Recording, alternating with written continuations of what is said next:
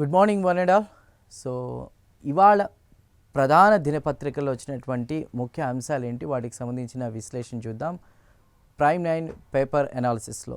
So ప్రధాన దినపత్రికలు మనం చూసుకుంటే ఈనాడు, సాక్షి, V6 ప్రభాత, అదేవిధంగా ఏబీఎన్ ఆంధ్రజ్యోతి. ముందుగా ఈనాడు దినపత్రికలో ఇవాళ ఎలాంటి ప్రధానమైనటువంటి వార్తా అంశాలు ఉన్నాయో ఒకసారి చూసే ప్రయత్నం చేద్దాం.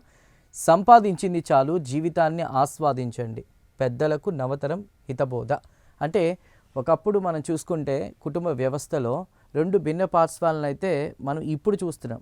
అంటే ఒకప్పటి జనరేషన్స్లో రూపాయి ఖర్చు పెట్టాలన్న ఆలోచించే ఒక పెద్ద తరం ఉండేది, ఉమ్మడి కుటుంబాలు ఇవన్నీ ఉండేవి, వాళ్ళు మాట్లాడుకునేవారు, చేసుకునేవారు. కానీ ఇప్పుడు యువత విద్య, దాని తర్వాత ఉద్యోగం, ఇవన్నీ చూసుకుంటూ సంపాదన కూడా అదే విధంగా ఉంది, ఒకప్పటి సంపాదన కంటే కూడా ఎక్కువగా ఉంది.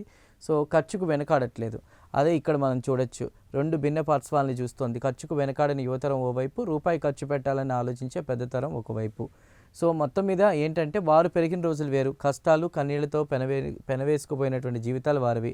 ఆశలను నిశ్శబ్దంగా అణుచుకున్నారు. ఆ అనుభవాలే వారికి ఆర్థిక క్రమశిక్షణ నేర్పించాయి. ఏది ఏమైనా పెద్దవాళ్ళు మీరు కష్టపడింది చాలు, రెస్ట్ తీసుకోండి, మేము చూసుకుంటాం, ఖర్చులకు వెనకాడకుండా అని, పొదుపు చేసుకోండి, జాగ్రత్తగా ఉండని పెద్దవాళ్ళు చెప్పగానే చెప్తారు. దానికి సంబంధించి కూడా మనం ఇవాళ దినపత్రికలో దీనికి సంబంధించినటువంటి టైటిల్ చూస్తున్నాం. ఇక ప్రధాన అంశాల్లోకి వెళితే కనుక విశ్వనగరి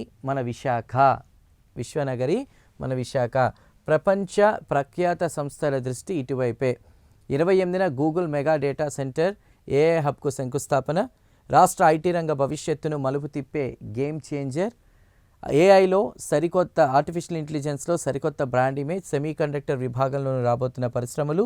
గూగుల్ క్లౌడ్ పరంగా ఆసియాకే గేట్వే. నిర్మాణ సమయంలోనే వేల సంఖ్యలో ఉపాధి అవకాశాలు. నిర్మాణ సమయంలోనే వేల సంఖ్యలో ఉపాధి అవకాశాలు అంటూ కూడా రాసుకొచ్చారు. సో మనం ఇక్కడ ఇమేజ్లో చూడొచ్చు ఏంటంటే తర్లువాడ ఏదైతే ఉందో విశాఖలో గూగుల్కు కేటాయించిన భూముల్లో చదును చేసిన శంకుస్థాపన ప్రాంగణం 28న, అంటే ఇవాళ కరెక్ట్గా 26వ తేదీ, రేపు లేదు ఎల్లుండిలో కూడా ఇక్కడ శంకుస్థాపన చేయబోతున్నారు. ప్రపంచ ప్రఖ్యాత సంస్థల దృష్టి ఇటువైపే ఉందంటూ కూడా దానికి సంబంధించి కూడా రాసుకొస్తున్నారు. ఇక ప్రధానంగా దానికి సంబంధించి చూసుకుంటే 3 చోట్ల డేటా సెంటర్లు. విశాఖ, అనకాపల్లి జిల్లాల పరిధిలో గూగుల్ సంస్థ 1 గిగావాట్కు పైగా సామర్థ్యంతో దాదాపు 3 చోట్ల డేటా సెంటర్లు ఏర్పాటు చేస్తోంది. రాష్ట్ర ప్రభుత్వం తర్లువాడలో దాదాపు 266.6 ఎకరాలు, అడవివరంలో 160 ఎకరాలు, అదేవిధంగా అనకాపల్లి జిల్లా రాంబిల్లి వద్ద 174.80 ఎకరాలు, 3 ప్లేసెస్లో కూడా డేటా సెంటర్ల ఏర్పాటుకు వాళ్ళు కంకణం కట్టుకున్నారు. ఆ విధంగా ముందుకు వెళ్తున్నారనేది మనకు అర్థమవుతోంది. ఇది ఒక వార్త అయితే, తర్వాత ఇక్కడ మనం చూసుకుంటే కనుక సంపద సృష్టికి సంస్కరణలే పునాది. చంద్రబాబుకు అవార్డు అందిస్తున్న కేంద్ర ఆర్థిక మంత్రి నిర్మలా సీతారామన్.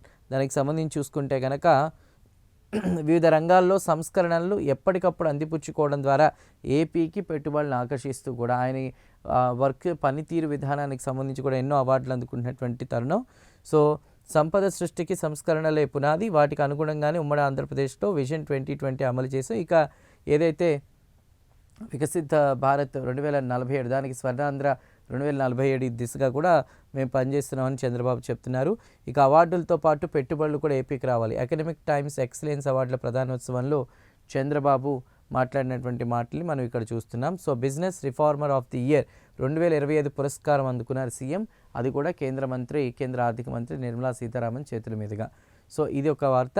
అదేవిధంగా ఇక్కడ మనం చూసుకుంటే కనుక ఈనాడు దినపత్రికలో మరో వార్త మనం చూసుకుంటే హైకోర్టు ప్రధాన న్యాయమూర్తిగా జస్టిస్ లిసా గిల్తో ప్రమాణం చేస్తున్నటువంటి గవర్నర్ అబ్దుల్ నజీర్. సో మనం చూసుకుంటే కనుక ఈవిడ తొలి మహిళా సీజేగా చెప్పచ్చు. ఎస్, ఆంధ్రప్రదేశ్ హైకోర్టు తొలి మహిళా సీజేగా కూడా రికార్డుకి ఎక్కారు. హైకోర్టు ప్రధాన న్యాయమూర్తిగా కూడా జస్టిస్ లిసా ప్రమాణ స్వీకారం చేశారు.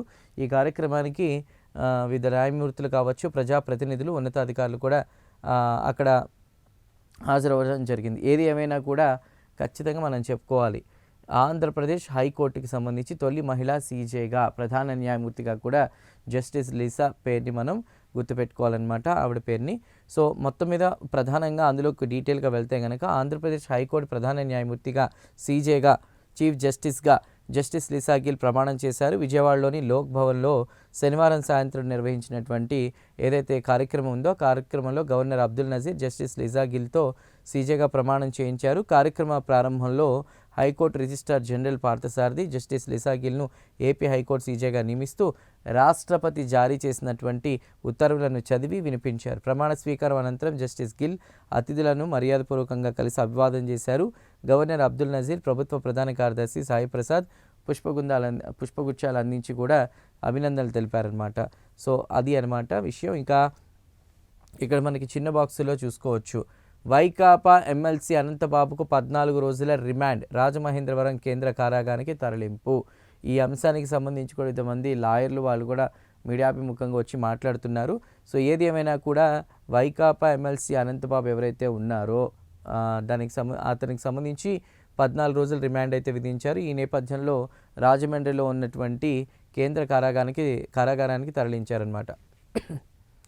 నెక్స్ట్, కవిత కొత్త పార్టీ టీఆర్ఎస్ పార్టీ పేరు ఏమై ఉంటుందా అని రకరకాల చర్చలు కూడా జరిగాయి. టీఆర్ఎస్ అంటే గతంలో తెలంగాణ రాష్ట్ర సమితి, ఇప్పుడు తెలంగాణ రాష్ట్ర సేన. ఎలాంటి మార్పు లేకుండా టీఆర్ఎస్ అనేది ప్రజల్లో ఉండేలాగానే ప్లాన్ చేశారన్న డిస్కషన్స్ కూడా జరుగుతున్నాయి. మొత్తం మీద టీఆర్ఎస్, ఇక్కడ టీఆర్ఎస్ అంటే తెలంగాణ రాష్ట్ర సేన, అప్పట్లో తెలంగాణ రాష్ట్ర సమితి, అది ఇప్పుడు బీఆర్ఎస్గా మారింది, అది విషయం. ఇక చర్చలకు రాము అమెరికా దూతలు రాకముందే వెళ్ళిపోయినటువంటి ఇరాన్ విదేశాంగ మంత్రి అరాక్చి. సో ఏది ఏమైనా కూడా పాకిస్తాన్లోని ఇస్లామాబాద్లో చర్చల నేపథ్యంలో కూడా అమెరికాకి సంబంధించినటువంటి కొంతమంది దూతలు, అదేవిధంగా అటు ఇరాన్కి సంబంధించి గతంలో మొదటి విడత చర్చలు మనం చూస్తాం. తర్వాత ఏదైనా కూడా చర్చలకు మేము రాము అంటూ కూడా చెప్పినటువంటి వార్తను చూస్తున్నాం. ఇవి ఈనాడు దినపత్రికలో ప్రధానంగా ఉన్నటువంటి వార్తలు. ఇక సాక్షికి సంబంధించి మనం చూద్దాం. సాక్షి దినపత్రికలో మనం చూసుకుంటే 36 బంతుల్లో వైభవ్ సెంచరీ. వైభవ్ సూర్యవంశీ 36 బంతుల్లోనే శతకం బాదాడు. అయినా హైదరాబాద్ 5 వికెట్ల తేడాతో రాజస్థాన్పై విజయం సాధించింది. ఏదైతే మ్యాచ్కి సంబంధించిన అప్డేట్ మనం చూస్తున్నాం. ఇక పంజాబ్ ప్రపంచ రికార్డు ఛేదన. ఢిల్లీతో జరిగిన మ్యాచ్లో పంజాబ్ కింగ్స్ 265 పరుగుల లక్ష్యాన్ని ఛేదించి T20 క్రికెట్లో ప్రపంచ రికార్డు సృష్టించింది. సో ఏదేమైనా కూడా 2 మ్యాచ్లకు సంబంధించినటువంటి డీటెయిల్స్ని మనం చూస్తున్నాం.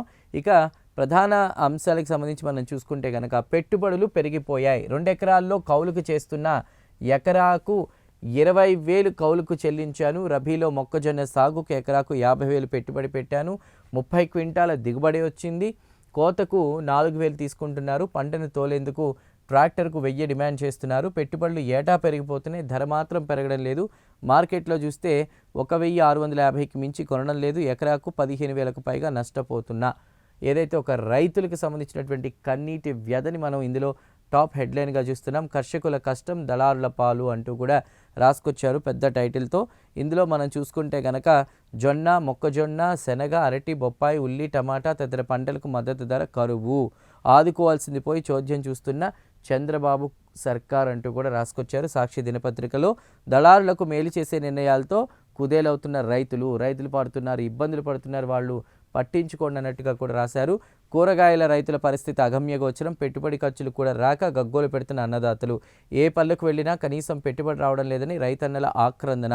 ఏ పంటను కొనుగోలు చేయలేమన్న ప్రభుత్వ తీరుపై మండిపాటు. 2 ఏళ్లుగా దళారుల దోపిడీకి గురవుతున్నామంటూ ఆవేదన. ఇంత దయనీయ పరిస్థితి గతంలో ఎన్నడూ లేదన్న ఆగ్రహం. గత ప్రభుత్వం అన్ని విధాలా అండగా ఉందని గుర్తు చేసుకుంటున్న రైతులు. ఇది నిజంగా అన్నారో లేదో తెలియదు కానీ రైతులు వీళ్ళు మాత్రం రాసేసుకుంటారు టైటిల్లో. కాకపోతే ఇక్కడ మనం ఒకటైతే చెప్పుకోవాలి, కూటమి ప్రభుత్వం వచ్చిన తర్వాత రైతులకి సంబంధించినటువంటి అంశాల్లో రైతులు చాలా ఇబ్బంది పడుతున్నారు. ఇక్కడ ఇమేజ్లో మనం చూసుకోవచ్చు. గుంటూరు జిల్లా చిన్నపరివి గ్రామంలో రోడ్డు పక్కన పోసి ఉన్నటువంటి మొక్కజొన్న. పెట్టుబడులు పెడుతున్నాం కానీ ఎలాంటి అంటే ఆదాయాల విషయంలో మాత్రం, కొనుగోలు విషయంలో మాత్రం మాకు అన్యాయం జరుగుతుంది రైతులు చెప్పినటువంటి ఇమేజ్ని రాసుకొచ్చారు. కానీ ఇంతవరకు బాగానే ఉన్న చివరిగా ఉన్నటువంటి గత ప్రభుత్వం అన్ని విధాలా అండగా ఉందని గుర్తు చేసుకుంటున్న రైతులు అంటూ కూడా రాసుకొచ్చారు. మరి దానికి రైతులే సమాధానం చెప్పాలి. ఇది ప్రధానంగా ఉన్నటువంటి వార్త సాక్షిలో. ఇక తర్వాత చూసుకుంటే కనుక ఉద్యమించిన ఉపాధ్యాయులు 12వ PRC ప్రకటించాలి, 30% IR ఇవ్వాలి. అదేవిధంగా పెండింగ్ డిఏలు బకాయిలు సత్వరమే చెల్లించాలి. ఉమ్మడి సర్వీస్ రూల్స్ అమలు చేయాలి. ఉపాధ్యాయుల డిమాండ్. విజయవాడలో ధర్నా. సమస్యలు పరిష్కరించే వరకు పోరాటం సాగిస్తామని స్పష్టీకరణ. సో మొత్తం మీద 12వ PRC చెల్లించాలి. డిఆర్ఏలు అదేవిధంగా డిఏలు బకాయిలు ఏవైతే ఉన్నాయో అవి చెల్లించాలంటూ ఉపాధ్యాయులు చేసినటువంటి ధర్నా ఏదైతే ఉందో విజయవాడలో, దానికి సంబంధించినటువంటి ఇమేజ్ అండ్ హెడ్లైన్ టాప్ హెడ్లైన్స్గా ఉన్నటువంటి వార్తలు మనం చూసాం. ఏదైతే దీనికి సంబంధించినటువంటి ఇంకా డీటెయిల్గా కావాలంటే 14వ పేజ్లో డీటెయిల్గా మనం చూడవచ్చు అనమాట. సో తర్వాత వార్త మనం చూసుకుంటే కనుక హైకోర్టు ప్రధాన న్యాయమూర్తిగా జస్టిస్ లీసా గిల్ ప్రమాణం చేయించిన governor justice Abdul Nazeer, AP high court తొలి మహిళా సీజేగా జస్టిస్ లీసా గిల్ రికార్డ్. ఏదైతే మనం ఇంతకుముందు చర్చించుకున్నామో అదే. సో విజయవాడలోని లోక్ భవన్లో జస్టిస్ లీసా గిల్తో ప్రమాణం చేస్తున్న గవర్నర్ జస్టిస్ నజీర్ అనేటువంటిది ఇమేజ్ మనం పైన చూసుకోవచ్చు. ఇక తర్వాత ప్రధాన వార్త చూసుకుంటే కనుక బంకుల్లో బారులు, రాష్ట్రంలో ఆంధ్రప్రదేశ్లో డీజిల్ సంక్షోభం. ఇరాన్, అమెరికా, ఇజ్రాయెల్ యుద్ధానికి సంబంధించి ప్రపంచవ్యాప్తంగా అన్ని దేశాలు ఇబ్బంది పడుతున్నాయి. అందున భారతదేశంలో పెట్రోల్కి సంబంధించి కావచ్చు, వంట గ్యాస్కి సంబంధించి కావచ్చు ఇబ్బందులు పడుతూనే ఉన్నారు. కానీ ముఖ్యంగా ఆంధ్రప్రదేశ్ రాష్ట్రంలో డీజిల్ సంక్షోభం, సరఫరాపై దృష్టి పెట్టని ప్రభుత్వం, గ్యాస్ తరహాలోనే డీజిల్కి ఇక్కట్లు, పలుచోట్ల నో స్టాక్ బోర్డులు, ఆయిల్ కంపెనీలు డీలర్లతో సమావేశం నిర్వహించాక తీవ్రమైన సమస్య అంటూ కూడా ఏదైతే ఇక్కడ డీజిల్కి సంబంధించి ఇప్పుడు ఒక ఆటో వాళ్ళు ఉన్నారనుకోండి, డీజిల్ లేకపోతే వాళ్ళ జీవనాధారం ఆ రోజు రావాల్సినటువంటి డబ్బులు నిజంగానే వాళ్ళకి ఇబ్బంది. మరి ప్రత్యామ్నాయ మార్గాలు ఏంటి, వాళ్ళ కోసం రాష్ట్ర ప్రభుత్వం ఏం చేస్తోంది? సో ఇక్కడ ఇమేజ్లో మనం చూసుకుంటే కనుక బంకులో బారులు అంటూ కూడా రాసుకొచ్చారు. మరి దీనికి సంబంధించి ప్రభుత్వం ఏం చేస్తుందో, ఎలాంటి ప్రత్యామ్నాయ మార్గాల ఆలోచనలు చేస్తుందో చూడాలి. తర్వాత మనం చూసుకుంటే H1B కష్టాలు, 3 ఏళ్ల నిషేధం విధించాలంటూ అమెరికా కాంగ్రెస్లో H1B abuse act 2026 bill, visa వ్యవస్థ ప్రక్షాళన కోసమే అంటున్న చట్టసభ సభ్యులు. భారతీయ టెకీలు విద్యార్థులపై తీవ్ర ప్రభావం చూపే అవకాశం. ఏదైతే H1B వీసాలకు సంబంధించి కష్టాలు ఇప్పట్లో వీడేలా లేవు. సో మరోవైపు చూసుకుంటే ఎమ్మెల్యే కారుని ఆపుతారా, టోల్ సిబ్బందిపై టీడీపీ గూండాగిరి, రెచ్చిపోయిన కళ్యాణదుర్గం టీడీపీ ఎమ్మెల్యే సురేంద్రబాబు అనుచరులు, అంతు చూస్తామంటూ మేనేజర్ మహిళా సిబ్బందిపై దాడి. ఇక గండబోయినపల్లి ఇన్సిడెంట్ మనం చూసుకుంటే కనుక గండబోయినపల్లి టోల్ ప్లాజా వద్ద భయోత్పాతం సృష్టించిన కార్యకర్తలు, అయినా కారు దిగ అనుచరులను వారించని ఎమ్మెల్యే అనుచరులు వారిస్తున్నా కూడా ఎమ్మెల్యే అక్కడే ఉండి కూడా చోద్యం చూస్తున్నారు తప్ప వారించలేదంటూ కూడా రాసుకొచ్చారు. సో ఎమ్మెల్యే కారుని ఆపుతారా అంటూ కూడా అధికార ఇది చూపించుకుంటున్నారు అంటూ కూడా సాక్షిలో ప్రధానంగా ఈ వార్తలన్నీ కూడా రాసుకొచ్చారు. ఇది సాక్షి దినపత్రికలో వచ్చినటువంటి ప్రధాన అంశాలు. ఇక ముఖ్యంగా మనం చూసుకుంటే కనుక ప్రస్తుతం ABN ఆంధ్రజ్యోతిలో ఉన్నటువంటి ప్రధాన వార్తా అంశాలు ఏంటివనేది మనం ఒకసారి చూద్దాం. ఇవాళ వచ్చినటువంటి వార్తా అంశాలు ఏంటనేవి చూద్దాం.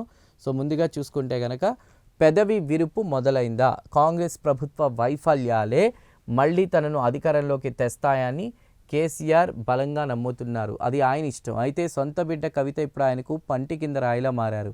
సొంతంగా రాజకీయ పార్టీ ఏర్పాటు చేసుకున్న కవిత కేసీఆర్ను ఎండగట్టే అవకాశాలు కనిపిస్తున్నాయి ఏంటి, వినిపిస్తున్నాయి కూడా. ఎందుకంటే ఆయన మారిన మనిషి మరమనిషి అంటూ కూడా కవిత కొన్ని వ్యాఖ్యలు చేశారు. తన తండ్రి కేసీఆర్ అయినప్పటికీ కూడా గతంలో ప్రజలు ఇబ్బంది పడుతుంటే తట్టుకోలేని కేసీఆర్ ఇప్పుడు మరమనిషిలా మారిపోయారు.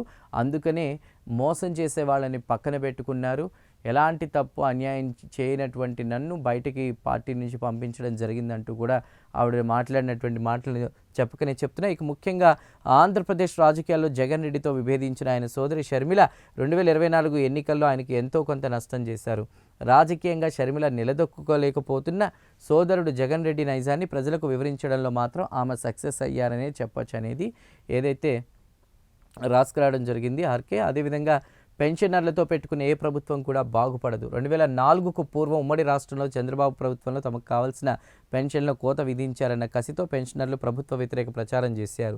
కేసీఆర్ హయాంలో ఇదే జరిగింది. ఇప్పుడు కాంగ్రెస్ ప్రభుత్వానికి పదవీ విరమణ చేసిన ఉద్యోగులు శాపనార్థాలు పెడుతున్నారంటూ రాసుకొచ్చారు.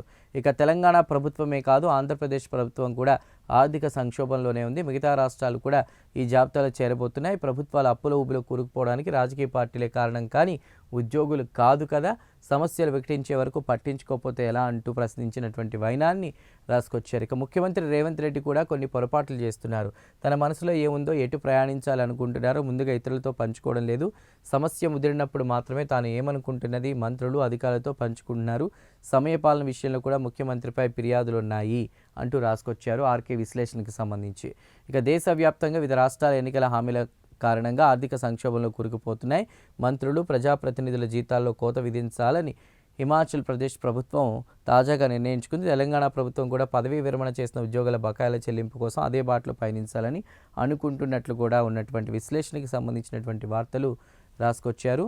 ఇక తర్వాత ఆంధ్రజ్యోతిలో మనం ప్రధానంగా చూసుకుంటే ఏదైతే మనం already business reformer of the year పురస్కారాన్ని అందుకుంటున్నటువంటి నారా చంద్రబాబు నాయుడు ఇమేజ్ని ఇక్కడ మనం చూసుకోవచ్చు, ఆంధ్రప్రదేశ్ సీఎంని. అదేవిధంగా హైకోర్టు సీజేగా జస్టిస్ లీసా గిల్ ప్రమాణానికి సంబంధించినటువంటి ఇమేజ్ని కూడా మనం చూసుకోవచ్చు.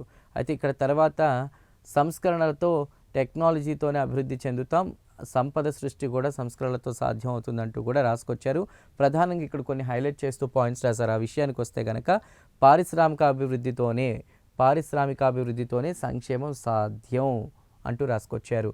పెట్టుబడులకు ఏపీలో విస్తృత అవకాశాలు, హైదరాబాద్ ప్లస్ నగరంగా అమరావతి, మహిళలు సంకల్పిస్తే బిల్లు అమలవుతుంది. ముంబై ఎకనామిక్ టైమ్స్ కార్యక్రమంలో సీఎం, ప్రధాని పర్ఫార్మర్ విన్నర్ అని కూడా చంద్రబాబు చేసిన వ్యాఖ్యల్ని హైలైట్ చేశారు. బెస్ట్ రిఫార్మర్ ఆఫ్ ద ఇయర్గా చంద్రబాబు, అవార్డు అందించిన నిర్మలా సీతారామన్. తుంగభద్రకు కొత్త కవచం, డ్యామ్ 33 క్రస్ట్ గేట్ల అమెరికా పనులు పూర్తి, రికార్డు సమయంలో గేట్ల ఆధునీకరణ, సాంకేతిక బృందం సాధించిన విజయం అంటూ కూడా ఆ వార్త రాసుకొచ్చారు. ఇక ఫ్యూచర్ సిటీగా అమరావతి కాబోతోంది. ఉమ్మడి రాష్ట్రంలో సైబరాబాద్ నిర్మాణం చేయడం ద్వారా దేశానికి టెక్ క్యాపిటల్ని ఏర్పాటు చేయగలిగాం. ఇప్పుడు రాజధాని అమరావతి నిర్మాణం ద్వారా నాకు మరో నగర నిర్మాణం చేసే అవకాశం దక్కింది. ఫ్యూచర్ సిటీగా, గ్రీన్ బ్లూ సిటీగా, నెట్ జీరో కాన్సెప్ట్తో హైదరాబాద్ ప్లస్ నగరంగా అమరావతిని తీర్చిదిద్దుతున్నాం.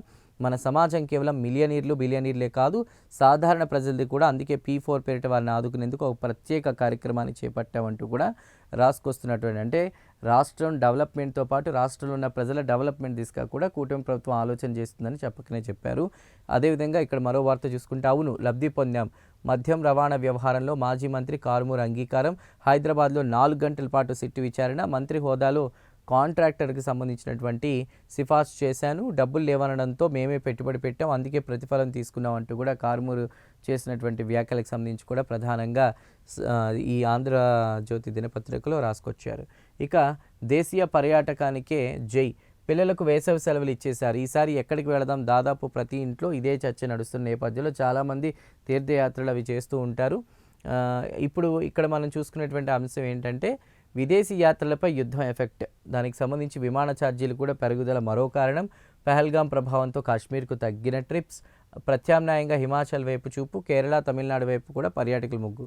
సో యుద్ధం కారణంగా విదేశాలని పక్కన పెట్టేస్తే దేశంలో ఉన్న చాలా మంచి ప్లేసెస్ ఉన్నాయి, నేచర్ ఓరియంటెడ్ డిఫరెంట్ ప్లేసెస్ ఉన్నాయి, అవన్నీ కూడా కవర్ చేసే దిశగా కూడా ఇప్పుడు పిల్లలకు వేసవి సెలవులు, ఎగ్జామ్స్ అయిపోయి స్కూల్ హాలిడేస్ వచ్చిన నేపథ్యంలో కూడా తల్లిదండ్రులు విదేశీ పర్యటన కంటే కూడా అక్కడ వెనకడుగు వేసి యుద్ధ ప్రభావంతో దేశీయ పర్యటనలకే పూనుకుంటున్నటువంటి పరిస్థితి.